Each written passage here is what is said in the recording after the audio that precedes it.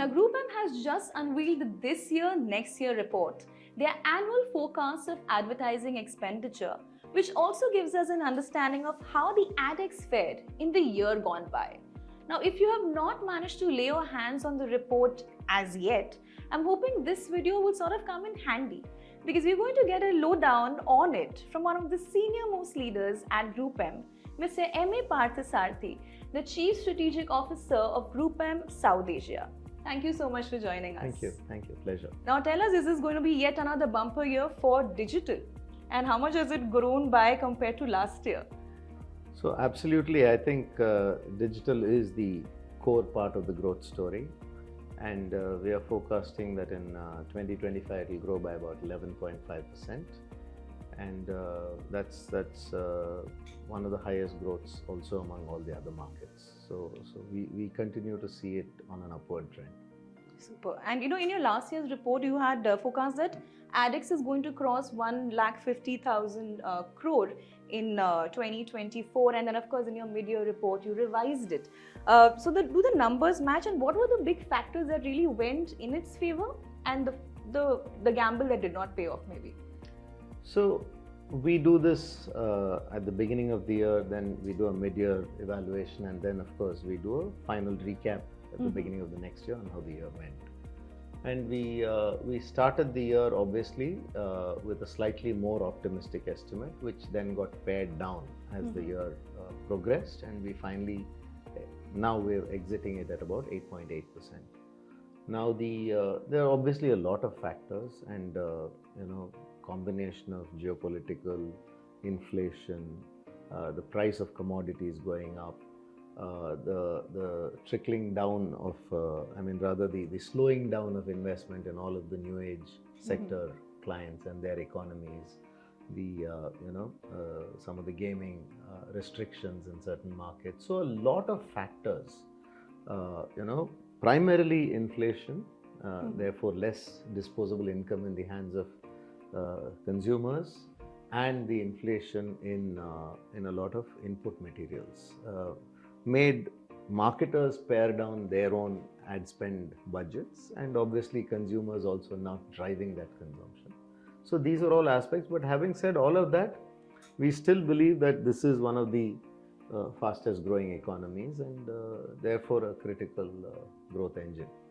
Okay, and also, if I remember correctly, in your mid-year report, most of the top 10 markets had seen an upward revision, except India, which actually, you reduced it by a percentage, roughly.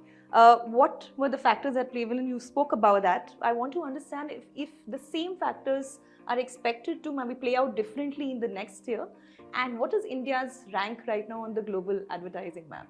I think I'll answer the last one because that's an easy one to answer. India is the 9th largest AdEx market in the world. And to answer your other question, I think obviously the first half did have a higher growth rate. It was well in line with what was expected, but we saw a lot of the slowdown happening in the second half of the year.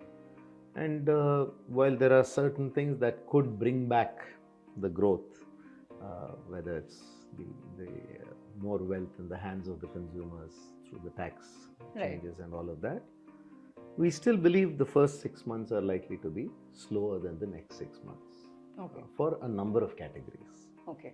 And that's how we see this year. So this festive season is likely to be better than the last festive season, is it? Hope so. Okay. And coming back to digital, now it has started dwarfing TV in a very big way, and it's been the past 3 years, it's shown that kind of a trajectory. Now, in another 5 years, if I was to ask you to make a guesstimate or an informed guess, where would TV really stand as a category? And this is also a market where a lot of people are still to buy their first television sets. So how do you see that play out?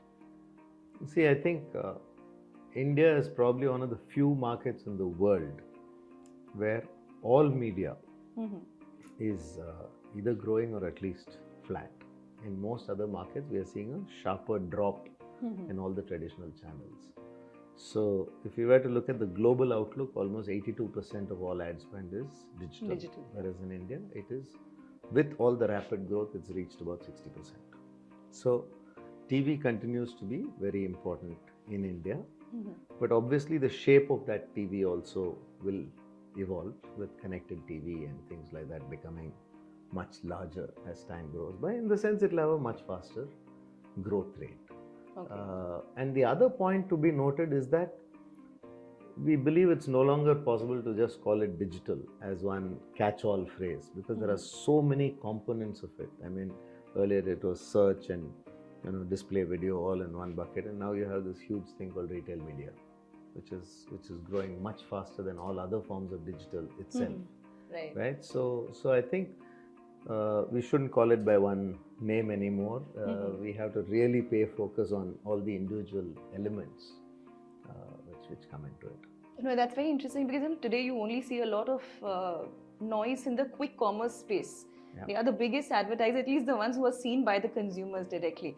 I want to understand from you, you spoke about how retail media is going to be really big. Of course, as a platform and also as an advertiser, are they promising? Are they going to, like, at some point topple FMCG? No. Look, I mean, finally FMCG is sold on those platforms, right? So I think the it is still very nascent. I mean, for us, probably sitting in the top 3 cities of the country, we might think it's overpowered everything. But in terms of penetration, it has huge headroom for growth. And we all know that in India, general trade and modern trade aren't going away anywhere. They are still going to be the largest kind of components. But it's very true that among a certain set of consumers in certain markets, quick commerce has completely, skyrocketed. And it leads to multiple opportunities, and I think Atik was talking about it also in his session on the trends, that it's no longer just about fulfilling on quick commerce, it's about brand discovery, brand engagement, and the entire funnel happening on the commerce platforms, plus the kind of data which they have on buying behavior also being used outside of their platform. In collaborations. So I think there are a lot of opportunities which is going to open up. Another thing is, we're seeing a lot of creativity in one of the traditional mediums, which is the OH, very interestingly. The Britannia ad, or, the kind of banter that hoardings have with each other. Yes. So are you seeing that OH revenues are complementing the kind of creativity that we are seeing in the space? See, I think OOH has been on the rise ever since COVID, because I think that brought it to a grinding halt, and now we are seeing a lot of OOH. And again, OOH itself has transformed into so many different spaces. I mean, digital out of home has obviously taken off because of the ability to do sharper targeting, the ability to have more measurement, and all of that. Then we've got all these innovations in the out-of-home space. You have these 3D holographic kind of thing. The number of digital screens itself has gone up so much. And I think brands are able to see out-of-home almost like they would see impact properties, right? So it's very hard to miss some of these things, right? So for a number of brands, it's become a critical component. I think that's why it's one of the growing mediums as well. You see, it's got one of the fastest growth rates. And influencer marketing is also something that I would like to touch upon. Do you see that, like you said, digital is not one big component anymore. From a network agency perspective, do you think that breakdown happening as creative agency, media agency, influencer marketing agency, is that becoming just as big as a creative agency at some point? Yeah, I think some of these definitions will also wear away with time, right? We are at least at WPP we work very closely so that there is one end outcome for clients, which just brings in the right mix of talent. Now I think influencer has been one of the fastest growing, and we see that brands are working with thousands of influencers. At a point of time, and for different ends, across mega, micro, nano, all of that is happening. Accountability is growing. I think that was always a problem with influencer marketing, authenticity and accountability. I think now it's very clear that they have to say that this is a sponsored post versus not. So authenticity will go up. measurement and therefore currencies are also shifting, where we are saying there's a lot more of accountable end metrics rather than pay for post or pay for content. I think it's pay for action. And those kind of things will make it even more scalable. The other thing is, influencers earlier used to be looked at as a mid-funnel kind of thing, right? It's more for changing brand perception. But today there are a huge number of brands where it is full funnel. You discover brands through influencers, you get influenced on brands through influencers. Right. They help you transact also at the end of the funnel. Absolutely. Right? Social commerce and all of that. So the minute it's become a full funnel mechanism, I think it's going to keep growing. And one last question now. India's rapid adoption of AI-enabled ad placements, is that going to see India grow more? I mean, is that going to help us? So I think it is. It's a progressive step, right? I mean, there is a need for personalization, which is growing every day, and it's almost like the ability to personalize is fueling the need to personalize, and vice versa, right?